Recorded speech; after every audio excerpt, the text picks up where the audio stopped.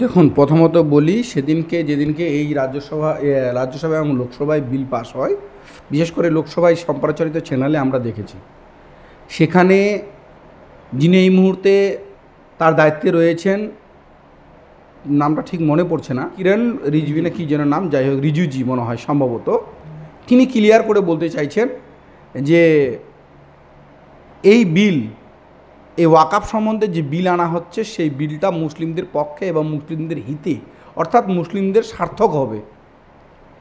আমি জানতে চাইছি এখানে এমন একটা বিষয় যে ওরা যেই কথাটা বলছে তাতে এই বিল মুসলিমদের কাছে সিংহের সামনে ছাগল ছেড়ে দেওয়ার মতো আমার কাছে মনে হয়। সিংহ আর ছাগল কোনো দিন দোস্তে হবে? সেটা তো খাবেই ছাগলকে। তো আজকে আমি কিছু তথ্য আপনাদের সামনে তুলে ধরি। এই বিল যখন পাশ হয়, এটা নিয়ে সংশোধনী করা 1995 সালে তৎকালীন ইউপিএ সরকার অর্থাৎ কংগ্রেস সরকারের আমলে এই এনডিএ সরকার, এই বিজেপি সরকার তৎকালীন সময় কিন্তু তারা সহমত পোষণ করে বিল পাস করলো। আজকে আবার কী হলো সেই বিলটাতে? তাহলে সেদিনকেই তাদেরকে বিরত থাকার দরকার ছিল। আচ্ছা, বিরত থাকলো না। আজকে আপনাদেরকে আমি বলি, এই মুহূর্তে গোটা ভারতবর্ষের মধ্যে গত লোকসভা নির্বাচনে 545টা সিটের মধ্যে মাত্র একটা সিট কেরালার, সেই সিটটাতে ডক্টর আব্দুস সালাম বলে একজন ছিল, তার নাম, জায়গাটার নাম হচ্ছে মাল্লাপুরম, কেরলের। সেখানে একজনকে টিকিট দিয়েছিল মাত্র, যার নাম ছিল আব্দুস সালাম। সেই আব্দুস সালাম সেখানে হেরে যায়। গোটা ভারতবর্ষের মধ্যে তাদের কাছে মুসলিম সদস্য সংখ্যা একটা। এই 2024-এর আগে রাজ্যসভার সাংসদ হিসেবে দায়িত্ব ছিল মুক্তার নকভি, আর কিছুটা আমাদের কিষানগঞ্জের শহরে জিতেছিল কিছুদিন সময়, সেটা শাহনওয়াজ হোসেন। এরাও দায়িত্ব পায়। ইদানিং 3-4 বছর ধরে তাদেরকে খুঁজে পাওয়া যাচ্ছে না। কাল থেকে হয়তো শাহনওয়াজ হোসেনকে একটু বের করে দিয়েছে যে তোমাদের এই বিল, এটা নিয়ে তোমাকে হো করতে কিছুটা দেখা দিচ্ছে। আমি পরিষ্কার করে পরিসংখ্যান দিয়ে বলতে চাইছি যে যেইখানে গোটা ভারতবর্ষ বিজেপি আজকে 2014 থেকে আজকে 25, প্রায় 11-12 বছর রাজত্ব করে একটা পর্যন্ত একটা মুসলিম ক্যান্ডিডেট দিল না। 2024-এ মাত্র একটা ক্যান্ডিডেট দাঁড় করতে দিয়েছিল, তো জিতবে আর কথা থেকে বলে লাভ নাই, সেটাও জিতেনি এখনও পর্যন্ত। এই আজকের দিনে আমরা গুগল করে যেটা দেখতে পারলাম, চ্যাট জিপিটিতে আমরা এখনই দেখলাম যেটা, সেখানে এই মুহূর্তে রাজ্যসভা কিংবা লোকসভায় তো থাকার কথাই না, কারণ সেখানে তারা টিকিটেই দেয়নি, কিন্তু রাজ্যসভাতেও একটা মাত্র সদস্য নেই বিজেপির। আর এরা বিজেপির হয়ে মুসলিমের একটা সদস্য নেই, মুসলিম সদস্য, আর এরা মুসলিমদের উপকার করবে। আমি আপনাদেরকে আরও জানান দিতে চাইছি, শুধু এই জায়গায় নয়, আজকে মুসলিম এদের কাছে অ্যালার্জি হয়ে গেল। একটু যদি পিছনে নিয়ে যায়, আমার সঙ্গে যদি কেউ সহমত হতে পারে বা যারা একটু ঘাটাঘাটি করে তারা দেখতে পারবে, তৎকালীন সময় অর্থাৎ 1942 সালে দেশ স্বাধীনের আগে এই ভারতবর্ষের দুটা দল, একটা মুসলিম লীগ আর একটা হচ্ছে বিশ্ব হিন্দু পরিষদ অর্থাৎ আরএসএস, মিলে এই বাংলায় এই ভারতবর্ষে রাজত্ব করেছে। তৎকালীন সময় বিজেপির যিনি প্রতিষ্ঠাতা তিনি তখন অর্থমন্ত্রী ছিলেন। কে? মুসলিম লীগ এবং বিজেপি মিলে। তাহলে আমি জানতে চাইছি, তখন যদিও ওটা বিজেপি ছিল না, তখন সেটা বিশ্ব হিন্দু পরিষদের পক্ষ থেকেই ছিল বা আরএসএসের পক্ষ থেকে ছিল। আজকে আমি আপনাদের কাছ থেকে আরও 2-4 কথা ক্লিয়ার করতে চাইছি যে আজকে এরা কিভাবে আমাদেরকে টোপ দিচ্ছে। একটা টোপ হচ্ছে পরিষ্কার, মানুষকে যেভাবে বোকা বানানোর চেষ্টা করছে, এই বোকায় এরা হচ্ছে মুসলিমদেরকে টোটালি ভারতবর্ষের থেকে এক অন্য পর্যায়ে দেখতে চাইছে। আমি জানান দিতে চাইছি, এই ভারতবর্ষের সংবিধান কোথাও এমন কোনো রচিত নেই যে এখানে শুধু হিন্দুরা রাজত্ব করবে আর মুসলিমরা পারবে না। আমরা এমন একটা দেশে বসবাস করতে শুরু করেছি, এমন একটা বসবাসে আছি আমরা যেখানে আমাদের জন্ম, সেখানে আমি কি খাবো কি খাবো না, কি খাওয়া যাবে কি যাবে না, সেটা বিজেপি ঠিক করে দিবে। এটা আমাদের জন্য দুর্ভাগ্যের ব্যাপার। শুধু এটাই নয়, আজকে ওয়াকাফ বিল, আমি ভালো করে যদি একটু দেন, ওয়াকাফটা কার সম্পত্তি? আজকে তারা জানান দিচ্ছে যে রেলের জমি, আজকে আপনার ইসের জমি, এগুলা মিলিটারির জমি। হ্যাঁ, দেশের অবশ্যই দেশের স্বার্থে, আমরা কখনো মানা করছি না, কিন্তু আমি বলতে চাইছি গোটা ভারতবর্ষ স্বাধীনের জন্য 1947 সালে যখন দেশ স্বাধীন হয় তার পূর্ববর্তীকালী সময় যতদিন আছে কোনো একটা ইতিহাসবিদ, কোনো একজন ঐতিহাসিক এমন একটা কথা বলেছে যে কোনো আরএসএসের লোক, কোনো হিন্দু পরিষদের লোক, কোনো বিজেপির লোক যেটা ভারতবর্ষ স্বাধীনের জন্য লড়াই করেছে? একটা নাম বলুক, বলতে পারবে না। তো এদের তো এরা সারা জীবন, আমি যদি মিথ্যা কথা বলি আপনারা উইকিপিডিয়া করে দেখুন, আপনারা গুগল করে দেখুন, দেখবেন এই বিজেপি, এই আরএসএস বিজেপির ইংরেজদের সঙ্গে সারা জীবন দালালি করে গেছে, অন্য আর কিছু। আজকে এদের কাছ থেকে আমাদের দেশভক্ত শিখতে হবে। আজকে আরেকটা বিষয় বড় হলো যে আজকে তারা কোথায় কি করেছে না করেছে জানি না, এই মুসলিমদের ওয়াকাফ সম্পত্তি, এই সম্পত্তিটা একটা কথা আমরা পরিষ্কার করে বলতে চাইছি যে আজকে ধর্ম যার যার উৎসব সবার, আমাদের নেত্রী বলছে, আপনারা বলছেন আমরা সেকুলারিজম, বিজেপি বলছে। এই বিল আসবে কার জন্য? মুসলিমদের ভালোর জন্য, বা মুসলিমদের ভালো করবে। আমি জানান দিতে চাইছি আজকের দিনে আপনাদের মুসলিমরা, আমরা আজকেও বলছি যে আমাদের সংখ্যা তো একেবারে নগণ্য, আমাদের সংখ্যা ভারতবর্ষের বুকে মুসলিমদের সংখ্যা তো একেবারে নগণ্য, কিন্তু এইখানে তারা একটা জিনিস পরিষ্কার হচ্ছে যে ওয়াকাফের জন্য সম্পত্তি যারা দিয়েছে, এমন কোনো সম্পত্তি আছে যেটা হিন্দু ভাইরা দিয়েছে বা হিন্দুদের কেউ দিয়েছে, বা আজকে যদি মুসলিম ভাইরা দিয়ে ওয়াকাফ গঠন করতে পারে বা ভবিষ্যতের প্রজন্মের জন্য, মসজিদের জন্য, কবরস্থানের জন্য যদি কিছু ফান্ড দিয়ে থাকতে পারে, আপনারাও তো আছেন, আপনাদের জন্য কেন দিয়ে গেল না কেউ? চিন্তা করা তো দরকার আছে, কেন দিয়ে গেল না? দেশভক্তি, আপনারা ধর্মের বেশি ভক্ত যদি হেন তাহলে আপনাদের কাছ থেকেও কিছু দেওয়ার কথা ছিল তো, যে কিছু মন্দির বানানোর জন্য, কিছু আর শ্মশান করার জন্য, কোনো গির্জা করার জন্য এত টাকা আমরা দিয়ে যাই। কে দিয়ে গেল? কেন দিয়ে যায়নি?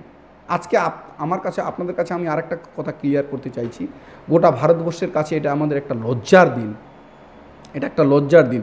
বিশেষ করে নীতিশবাবু এবং চন্দ্রবাবু নাইডুরা, আপনার আরেকজন কি যেন আছে, কি মাঝি যেন, তো এরা সবাই মিলে কয়েকদিন আগে ইফতারি পার্টিতে গিয়ে বলল এই বিলের আমরা কোনো মতেই সই করব না।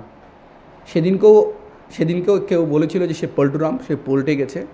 আমি বলতে চাইছি যারা আজকে এই ভারতবর্ষের সংবিধান নিয়ে ছিনিমিনি করছে, যখন তখন আজকে পাওয়ারে আছে বলে যে কোনো সিদ্ধান্ত, যে কোনো বিল পাস করে নিতে পারছে, এর অদূর ভবিষ্যৎ কিন্তু মানুষ ছেড়ে কথা বলবে না, এটা আপনাদের কাছে কথা দিলাম।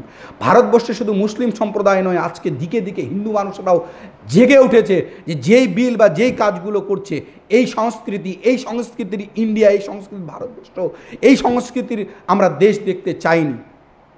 আমরা এখানে রবি ঠাকুরের সেই যেরকম ভারতবর্ষ নিয়ে কথা বলেছে, যেরকম বিদ্রোহী কবি কাজী ইসলাম যেইভাবে বলে গেছেন, স্বামী বিবেকানন্দ যেভাবে বলে গেছেন, আমরা সেই বাংলার, সেই ভারতবর্ষের লোক।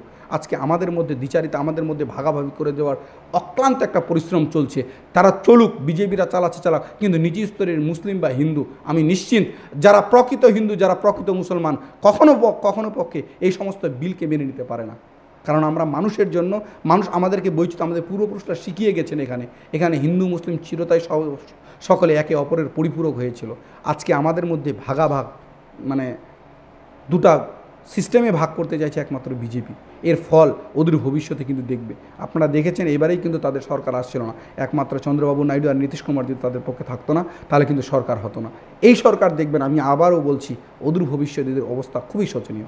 কিন্তু এখানে একটা বিষয়, আমরা কলকাতায় বেশ কয়েকটি প্রেস কনফারেন্সে আমি ছিলাম, সেখানে অল ইন্ডিয়া মুসলিম পার্সোনাল ল বোর্ডের একটা দাবি ছিল, আমরা দেখব যে কোন রাজনৈতিক দলটি সেকুলার দাবি করছে এবং মুসলিমদের এই ওয়াকাফ বিলের পক্ষে হয়ে সরকারের বিপক্ষে ভোট দেয়।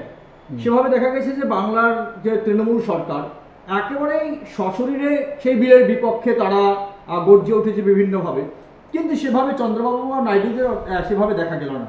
তবে কি মমতা বন্দ্যোপাধ্যায় যে রাজনীতি করে, সেই রাজনীতি অন্যরা কেউ জানে না বা করছেন না? আমি আপনাকে পরিষ্কার করে বলতে চাই, ভারতবর্ষের রাজনীতিতে এই মুহূর্তে নিজের স্বাধীনতা খর্ব হয়ে গেছে সকলের। বিজেপি এমন একটা দল, আজকে চন্দ্রবাবু নাইডুরা, নীতিশ কুমার বাবুরা, এরা টোটালি ভয় পেয়ে গেছে। আমি আপনাকে পরিষ্কার করে বলছি, এদের একটাই ধান্দা, যদি আজকে এই বিলের বিপক্ষে যায় বা এদের বিপক্ষে যায়, কালকে আমার পিছনে সিবিআইডি না লাগিয়ে দেয়, আজকে আমাকে জেলে ভরতে না হয়, আজকে কাকে দেখবেন? কেজরিওয়ালের মতো লোককে জেল খাটতে হচ্ছে। কাকে জেল খাটাচ্ছে না এরা? যারাই তাদের বিপক্ষে। আজকে মানুষ নিজের স্বাধীনতা, নিজের বউ বাচ্চাকে নিয়ে কীভাবে বেঁচে থাকবে সেটা নিয়ে ভয় বিধ্বস্ত রয়েছে এই বিজেপি নামক দলটার বিরুদ্ধে। তো মানুষ আজকে কথা বলার জায়গা পাচ্ছে না, ভোট দেওয়ার জায়গা মানুষ যদি পায়, এবার সামনের নির্বাচনে যখন ভোট আসবে, আপনাদেরকে আজকে কথা দিচ্ছি, এই বিজেপিকে উচিত শিক্ষা মানুষ ভোটের মাধ্যম দিয়ে দেবে। যদি না হয় তার প্রমাণ আপনারা দেখবেন। আর আরেকটা কথা আপনাদেরকে বলে দিই, এরা যেভাবে মানে মায়া কান্না দিচ্ছে, কুমিরের কান্না, আজকে বিজেপি যে কান্নাটা দিচ্ছে এটা কুমিরের কান্না দিচ্ছে, অন্য আর কোনো কিছু না। আজকে আমরা সকলেই জানি যে এই সরকার যেখানে আজকে একটা বন্ধু আমার সেদিনকে একজন কথা বলেছিল আমাকে, আমি বললাম তুমি জানো যে ভগবান শিব বা এদের উৎপত্তিস্থল কোথায়? আমি জানি যে ওরা হয়তো কিছু একটা বলবে যে এখানে বা এখানে বা ওখানে, কিন্তু আমার বন্ধুটা সেদিনকে বলল, আমি নাম ধরতে চাইছি না, বন্ধুটা আমার হিন্দু বন্ধুই, কোথায় না তোমাদের মসজিদগুলোর নিচে। কথাটা কিন্তু খুব একেবারে আমার কাছে খুব অজব মনে হয়েছে। আজকে ভগবান কোথায় পাওয়া যাচ্ছে? যতগুলো মসজিদ আছে ওর ভিতরে ভগবান আছে, তার আগে নেই। আমার কথা হচ্ছে, আমরা যদি সেকুলারিজম হই, আমরা যদি ধর্ম নিরপেক্ষতা হয়, তাহলে যা আছে আজ থেকে আমাদেরকে সুন্দরভাবে করতে হবে, নাকি নতুন করে ফাতনা ফাসাদ বের করতে হবে প্রতিনিয়ত প্রত্যেক দিন একটা না একটা কোনো আজকে আপনারা বলুন তো, মিডিয়ার সামনে আমাদের অনেক মিডিয়া রয়েছে, আজকে যে সমস্ত ন্যাশনালাইজ মিডিয়া রয়েছে, এরা তো আমাদের এলাকার লোক নাম দিয়ে দিয়েছে গদি মিডিয়া। একটা এরকম খবর আছে কোনো একটা দিন চলেছে যেখানে হিন্দু মুসলিম বাদ দিয়ে কোনো খবর চলেছে? এই হিন্দু মুসলিম বাদ দিয়ে বেকার সমস্যার সমাধান, মানুষের কাজে লাগা, দৈনন্দিন জিনিসের দামপত্র বাড়ানো, বিশেষ করে মেডিসিনের দাম বাড়ানো, মেডিসিনের দাম বাড়ছে, এটার বিল কমাতে বলছে, দিদি বলছে এটাতে জিএসটি দিয়ে দেওয়া যাবে না, ওরা না দিতে হবে। তার মানেটা কি হলো? আজকে আপনি একটা 100 টাকার ওষুধ নেবেন, যদি জিএসটিটা না লাগতো তাহলে সেটা 100 টাকা, যদি জিএসটি লাগু হয়ে যায় তাহলে 118 টাকা। এই 18 টাকা কে দিবে? এই 18 টাকা আপনি বা আমি দেবো, সাধারণ মানুষ দেবে। তো আজকে এই বিলেরই প্রতিবাদে আমরা যাতে জিএসটি না লাগু হয় তার জন্য আজকে আমাদের দল ডেকেছে, আমরা সেই মিছিলও করতে চলেছি। মানুষের উদ্দেশ্যে কি বার্তা দেবেন? কারণ এই যে ওয়াকফ নিয়ে অনেক মানুষ চিন্তিত আছে, অনেকে মনে করছেন যে কবরস্থান বা মসজিদ, মাদ্রাসা, দরগা শরীফ এই সমস্তগুলো যদি কেন্দ্রকরণ হয়ে যায়, কেন্দ্র সরকারের হাতে যায়, সেক্ষেত্রে তো খুব একটা বিপদ আসতে পারে আগামী দিনে। হয়তো কোনো মসজিদের ইমাম সাহেব কাকে নিয়োগ করবে সেটাও ঠিক করতে চাইতে পারে সেই মোদী সরকার। কথা আছে না একটা, এই মুহূর্তে মোদী সরকার যদি চায়, ওরা এমনও করতে পারে তুমি কোন ঘরে থাকবে কোন ঘরে ঘুমাবে না। আমি তো বলেই দিলাম, সবথেকে খাওয়ার স্বাধীনতাটা যদি তারা কেড়ে নিতে পারে, কি খাওয়া যাবে খাওয়া না যাবে সেটা নিয়েও তারা বিল পাস করে দিতে পারে। তো যেটা আপনি বললেন এটা স্বাভাবিক ব্যাপার তাদের কাছ থেকে। এটা কেন শুধু মসজিদে, এরকমও হতে পারে যতগুলো মসজিদ আছে সবগুলোকে ভেঙে ওখানে মন্দির হবে, তারা এরকমও বিল পাস করতে পারে, কোনো ব্যাপার না, তাদের কাছে এগুলো সামান্য ব্যাপার। আর ভারতবর্ষ, এই সরকার যদি আর কিছুদিন থাকে, ভারতবর্ষে যে ঐতিহ্য সৃষ্টি কালচার, সেই কালচার সৃষ্টি কোনো মতে খুঁজে পাওয়া যাবে না। আমি এখনও বলছি 2014 পর থেকে আমরা 2014 আগে হিন্দু মুসলিম যত কথা শুনেছিলাম, 2014 থেকে আমরা আমি নয় আজকে গুগল সার্চ করলে দেখবেন যে হিন্দু মুসলিম কথাটা রাজনীতির মহলে কত % বেড়েছে। সেখানে গুগল বলছে যে আগে যদি 10 বার হতো, এখন দিনে 10,000 বার হচ্ছে। কত গুণ বেড়েছে তাহলে বল, আগে যদি 10 বার হতো তাহলে আজকে 10,000 বার হচ্ছে।